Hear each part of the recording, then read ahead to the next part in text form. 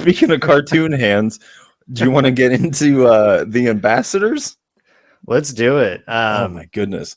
Yeah. What did you get out of this? I mean, did you know anything about it going into it? Nothing. Or was it something? Yeah. Did you? I knew it was coming out. But I hadn't like asked my shop to pull it for me. They just had one extra copy, which was nice. So I guess the premise is that it's set like at different points throughout history, it seems, right? Am I correct in that? Yeah. So we kind of just get, I think it's like 4 different stories, 4 or 5 somewhere. You just meet different characters that have like superhuman abilities or kind of like mutants. Does that make sense? Yeah. Why are you looking puzzled?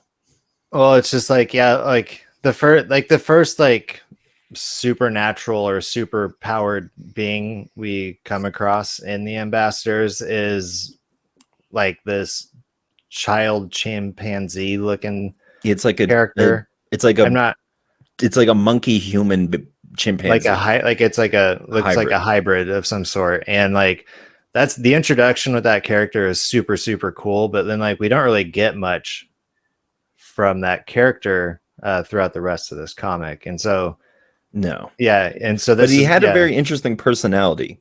He was from Ireland or Scotland, one of the two. And so he could talk, and he has telekinetic powers, and I think he was smoking a cigarette, which is cool. It's always cool when monkeys smoke cigarettes. He smashed like the Red Bull dispensing machine, and that's true. He did. So he seemed like a good guy. He was just like out to like just drink Red Bull and smoke cigarettes, and I think that's having a good relatable time on the for road. a lot of Americans. Who else did we meet? Oh man, so like the main character kind of comes around after this. But do you think this will be the main character? Now that you bring that up, I'm not so sure. It's a doctor. I didn't write her name down for some reason. Oh, that's fine. I didn't memorize her name either. She's some sort of Korean doctor. I can pull it up if you want to keep talking. I know where her panel's at. But anyways, she like has, I don't know, the things that Steve Jobs used to do at Apple, and she's, displaying the new iPhone, but like she's displaying that she herself has superpowers. And everybody's curious as to how she was able to do this because she's also in jail.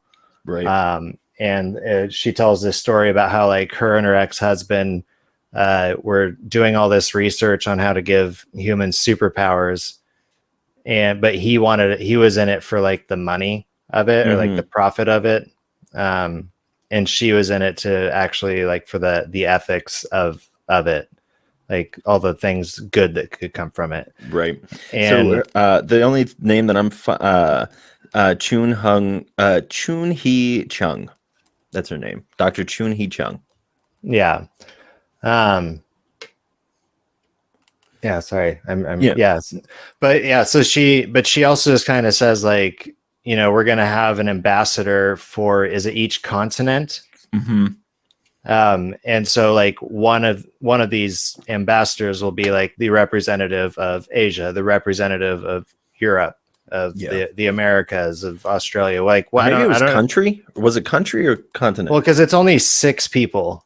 Oh, right. Yeah. So and so now it's just she's made this announcement, and so there's going to be 5 other people to get these powers, and that's not necessarily where this issue ends. I really liked how this one ended.